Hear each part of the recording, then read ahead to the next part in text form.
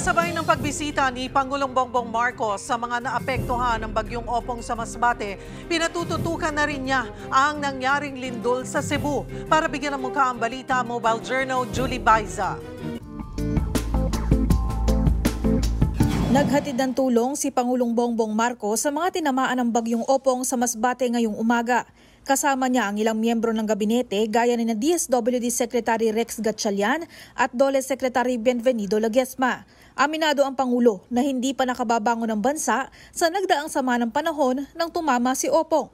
Marami pa tayong ginagawa doon sa nakaraan ng bagyo. Hindi pa tayo tapos doon sa nakaraan ng bagyo. Tinamaan na tayo ng panibagong bagyo. Tapos may lindol pa yata nung kagabi. Kaya't nandito kami lahat upang lahat ng pangangailangan ng mga na-displace, yung nawalan ng bahay, wala ng tirahan, ay mabigyan ng tulong.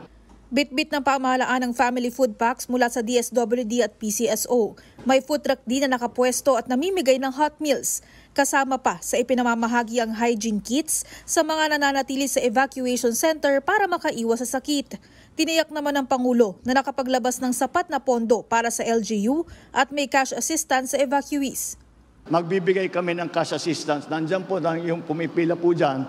Yan po binibigyan tig sa 10,000 para may cash, may pera na magamit para sa inyong pangangailangan. Kaya lang, hindi kaagad makababalik sa paaralan ng mga estudyante. Aabot pa raw ng 1 buwan bago makumpuni ang higit 800 nasirang classrooms. Problema rin ang supply ng kuryente. Ang pinakamalaking problema sa kasalukuyan ay yung kuryente. Dahil yun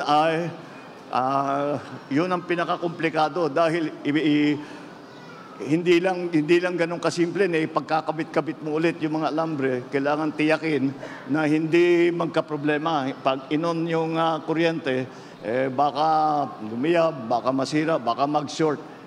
Tiniyak naman ng Pangulo na napadalhan na ng generator ang ospital o pagamutan sa lugar.